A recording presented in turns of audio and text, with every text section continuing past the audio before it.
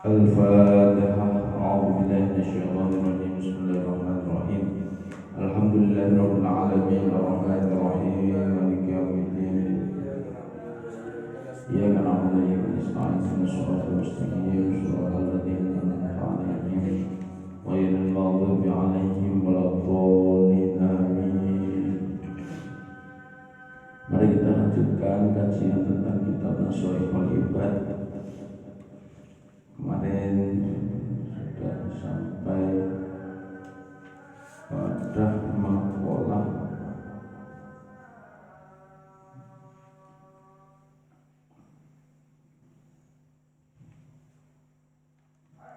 ke berapa? 39. Kemarin benteng kaum mukmin dari setan. Sekarang kita lanjut. Bismillahirrahmanirrahim. Wal maqalatu at-tasi'atu wa thalathun, halaman 94. Maqalah yang ke-39. An ba'dil hukama,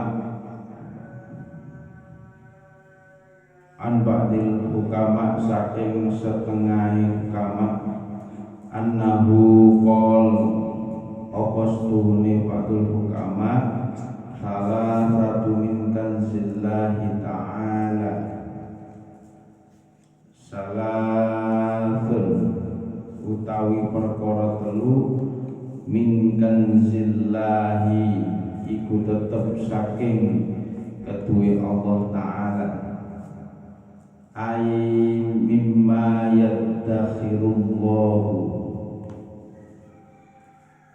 tegese saking barang kang disimpen ing Allah Ta'ala, la yutiha, la yu'tiha, ora paring ing salah tiga hal tersebut, illa man ahabbahu, kecuali pada orang-orang yang benar-benar dicintai oleh Allah Subhanahu wa Ta'ala. Jadi ada tiga hal yang manakala tidak akan diberikan kepada orang-orang yang benar-benar tidak dicintai oleh Allah Subhanahu wa Ta'ala. Maka tiga hal ini hanya diberikan kepada hamba yang benar-benar dicintai oleh Allah Subhanahu wa Ta'ala. Lah apa kira-kira tiga hal tersebut? Wa huwa al-faqru, nomor siji yaitu orang yang fakir. Wa huwa faqdu,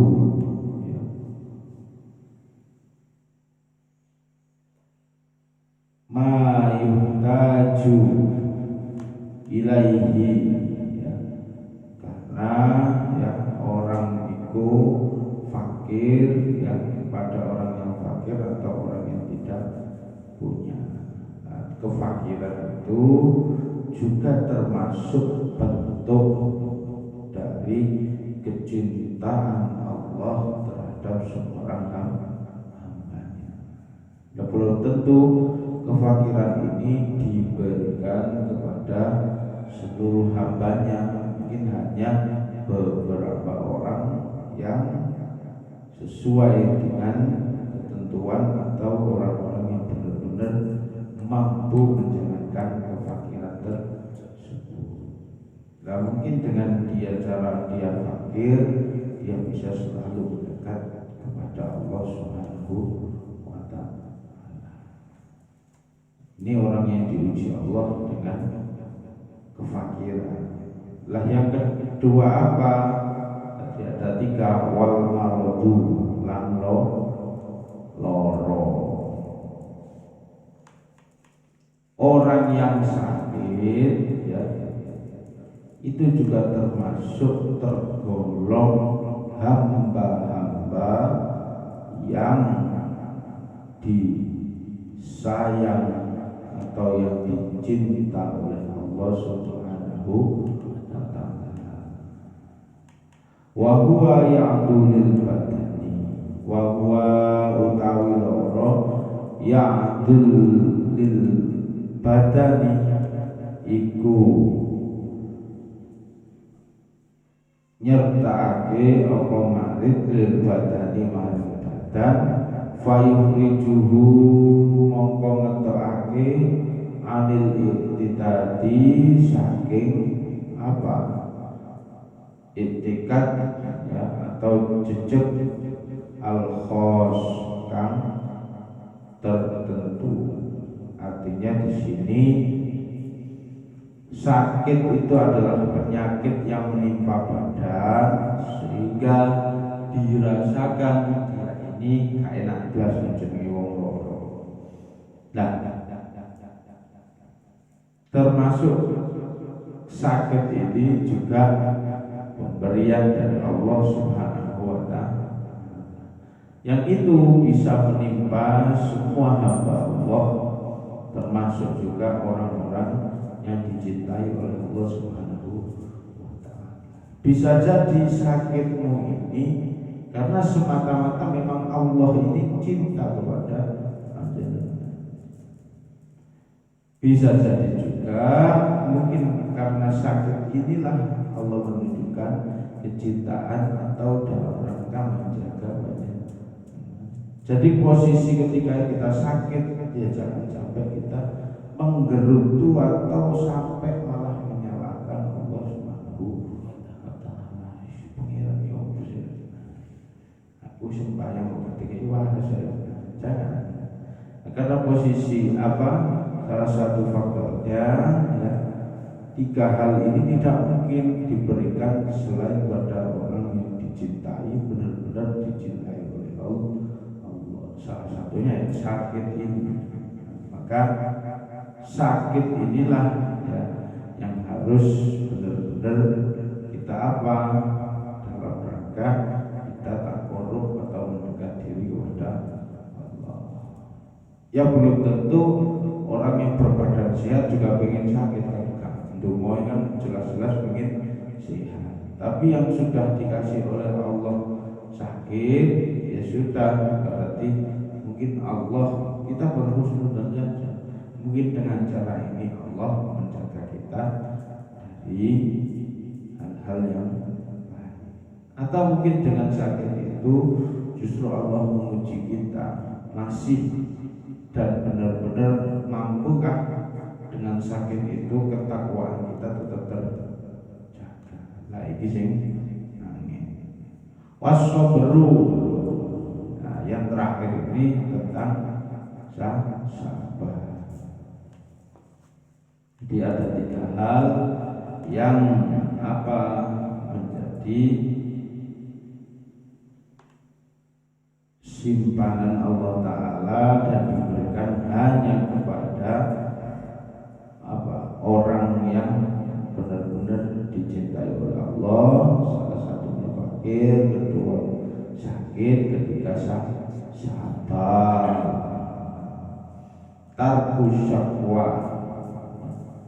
Tarku syakwa iku ninggalake madul minal alami saking larane coba, minal alamil balwa saking larane cobaan li ghairillahi ta'ala marang liyane Allah ta'ala. La ilaha illallah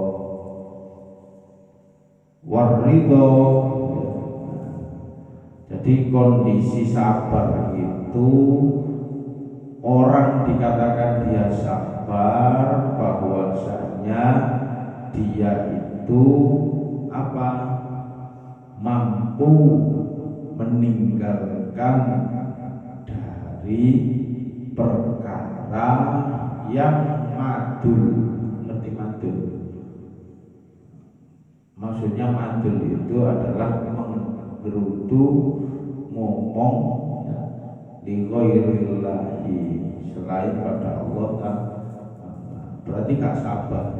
Kalau ada orang yang diuji, terus diuji itu dia menggerutu ya, kepada orang lain, nah ini berarti dia posisinya tidak sabar.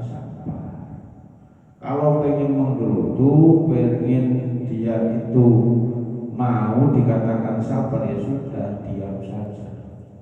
Toh ketika kita madul ke orang, ketika kita ngomong ke orang, belum tentu orang itu mampu memberikan solusi kepada kita.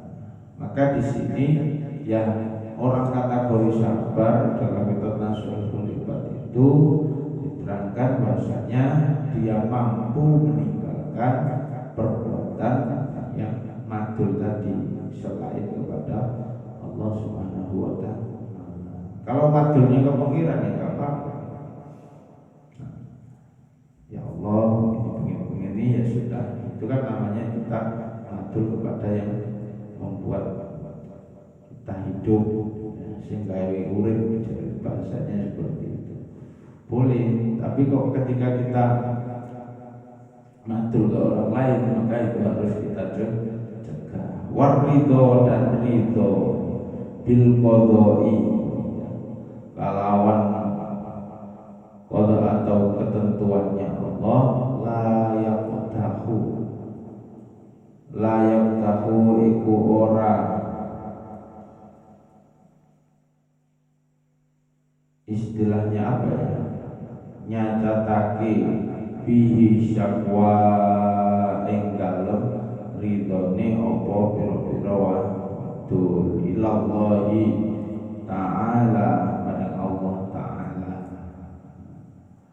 Jadi selanjutnya ini menerangkan bahwasanya sabar itu tidak mengeluh ketika kita ditimpa oleh musibah. Jadi kategori sabar itu dia tidak mengeluh ketika dia ditimpa musibah. Kalau orang belum ditimpa musibah ya belum tentu dia dikatakan sabar, kecuali kepada Allah ya, dia mengeluh kepada Allah dan ridho atas musibah yang menimpa pada dirinya. Sudah. Jadi apapun yang terjadi pada diri kita, kondisi saat ini, kondisi yang kita alami itu semata-mata ritme atau skenario dari Allah Subhanahu wa Ta'ala. Seperti itu saja. Manusia ini hanya mampu untuk merencanakan. Manusia ini hanya mampu untuk memplanning. Manusia ini hanya mampu untuk berdoa, memohon.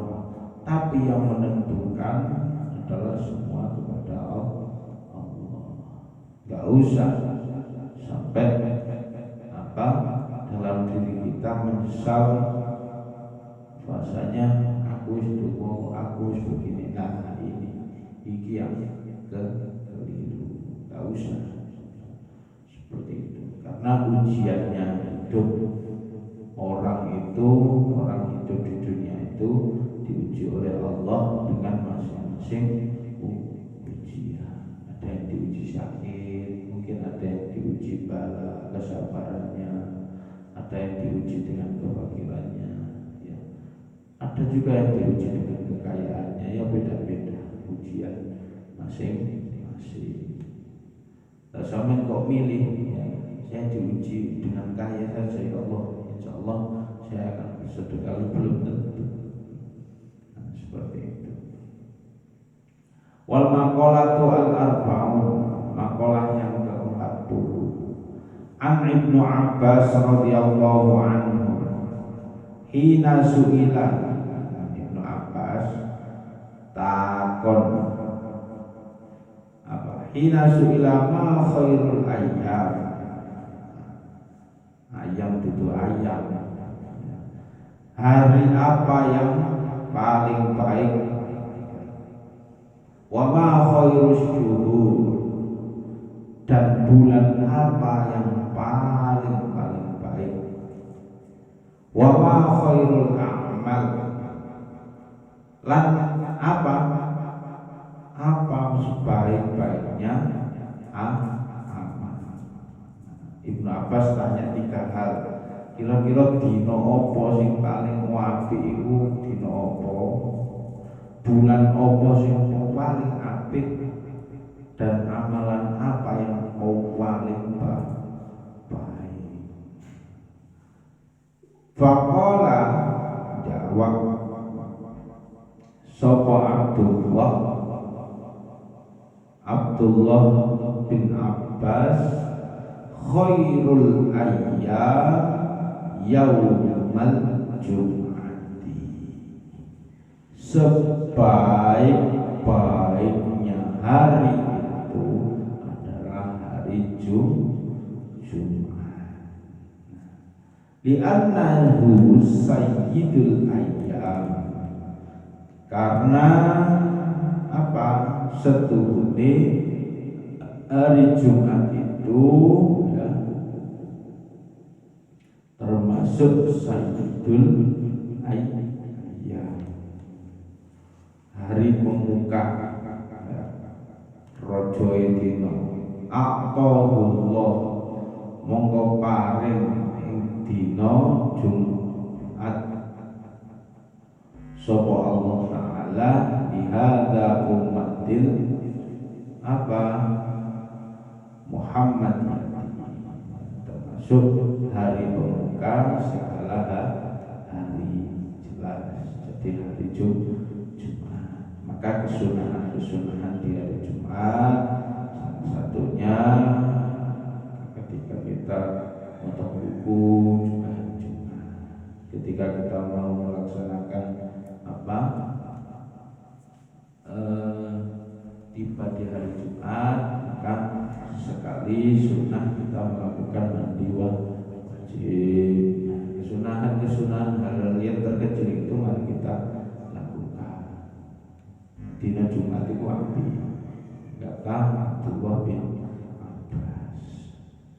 Terus apa? Wa khairus syuhur, dan bulan yang paling baik itu adalah Syahrul Ramadan. Mungkin bentar lagi kita akan bertemu dengan bulan suci Ramadan. Enak isinya. Sampai senang apa? Senang insyaallah. Mbok senengi kategori seperti apa? Senang karena apa? Memang senang dalam rangka beribadah atau senang dalam hal-hal yang lain, tidak ngerti. Oke, li'annahu ya, karena apa? Kok bulan yang benar-benar dimuliakan oleh Allah, bulan yang benar-benar termasuk hari atau bulan yang paling baik, kata Ibnu Abbas, li'annahu unzila fihil Qur'an, karena setuhune unzila fihil Qur'an, di bulan suci Ramadan itu Allah menurunkan Al-Qur'an ya.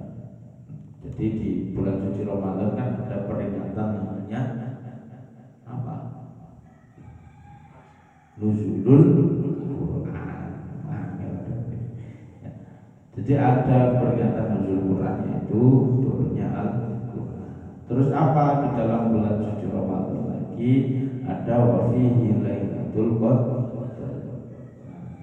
ada malam Lailatul Qadar. Jelas semua sudah pasti mendapatkan yang namanya Lailatul Qadar. Dicari di mana-mana nggak ada yang tahu.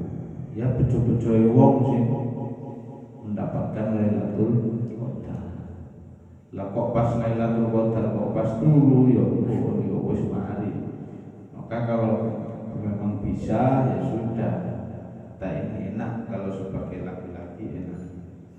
Nggak ada kata libur untuk beribadah.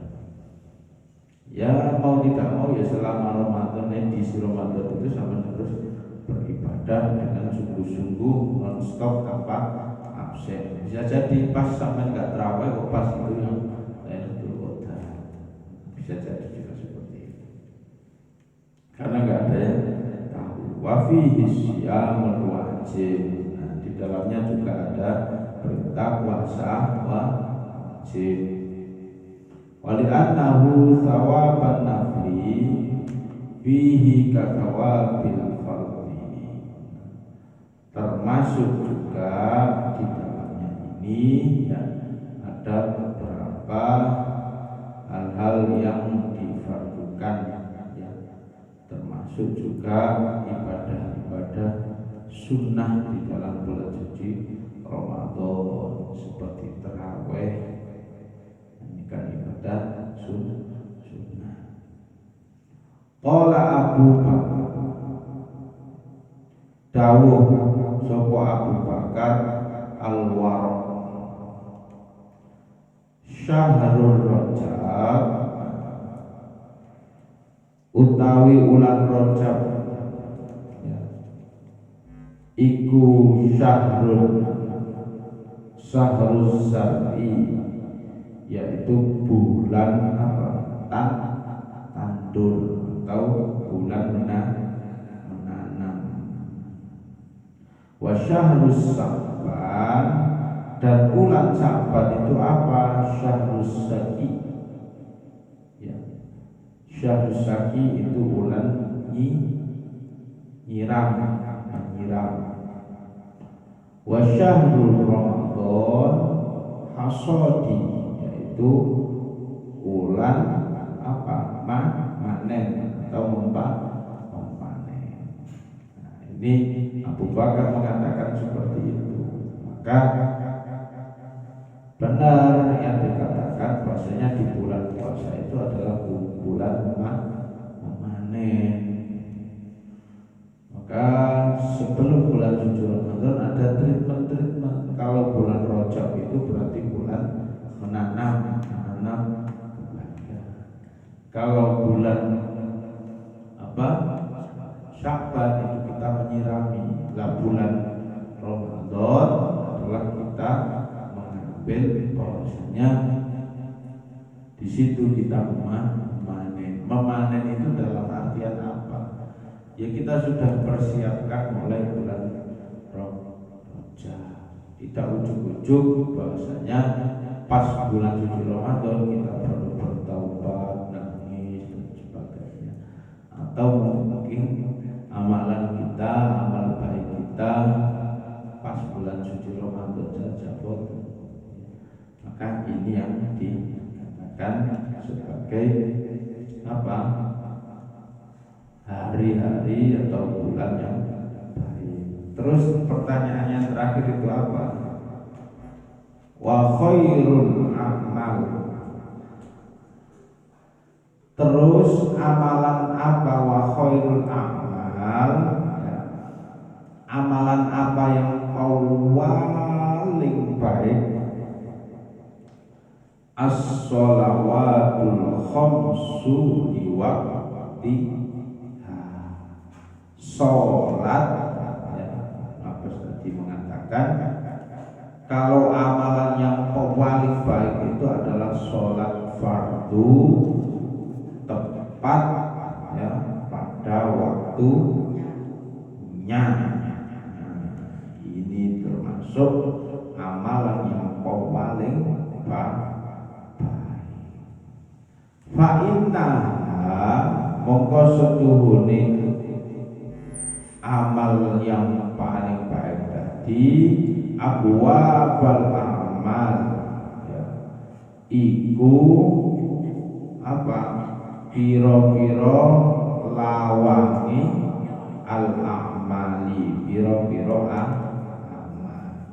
Fa idza futihat ya, mongko tetep dibuka as-sholawatu apa pira-pira salat futihat sairul amal mongko dibuka sekabehane pira-pira amal. Jadi yang selanjutnya amal yang paling baik itu adalah sholat fardu tepat pada waktunya. Karena di situ amal atau sholat fardu ini menjadi apa? Pembuka amal baik kita. Lah ketika pintu itu kok sudah dibuka, maka akan terbuka amalan-amalan yang lainnya. Wis ibaratnya gini saja. Ibaratnya adalah keran, ya. Atau ibaratnya kita adalah rumah. Maka untuk masuk rumah tersebut kita akan melalui sebuah pintu. Lah untuk membuka pintu itu ya dengan cara memenuhi sholat 5 waktu tersebut. Kalau pintu itu sudah terbuka, maka kita akan bisa melihat seluruh isi di dalam rumah tersebut. Lah perumpamaannya, kalau amalan atau sholat kita sudah bagus, maka amalan-amalan yang lain akan bisa kita lihat juga. Maka amalan-amalan yang lain juga bisa kita perhitungkan.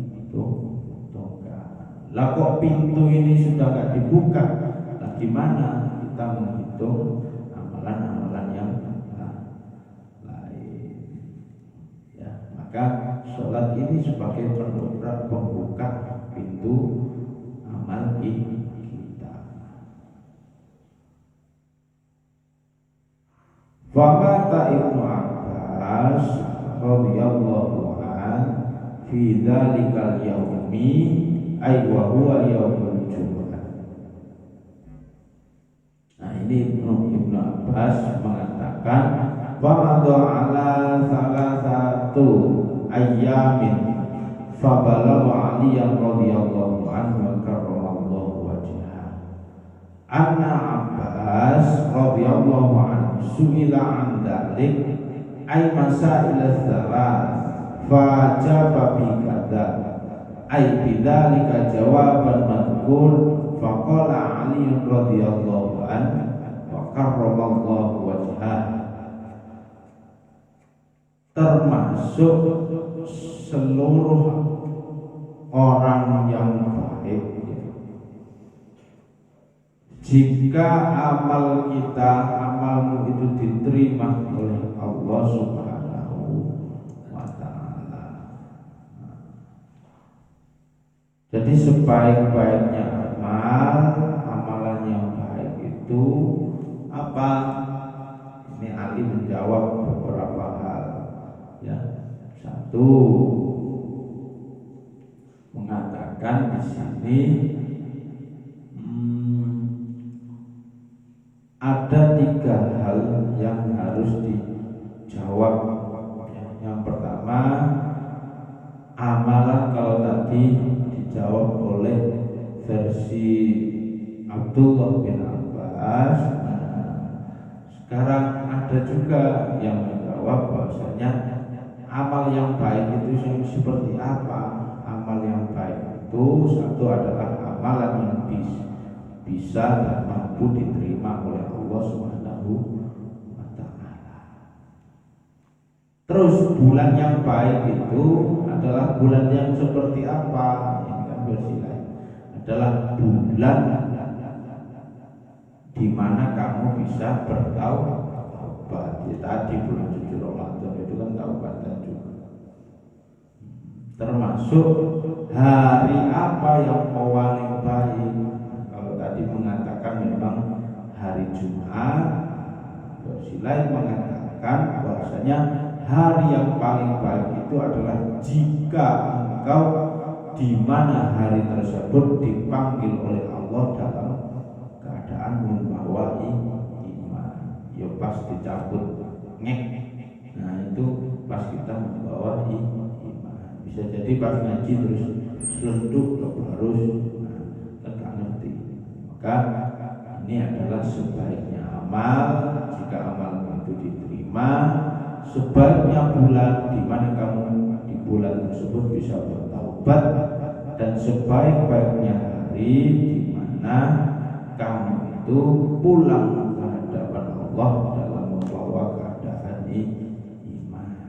Semoga kita tergolong hamba-hamba Allah yang beruntung bisa menjalankan ibadah dan ketakwaan kita juga semakin bertambah kepada Allah Subhanahu wa taala.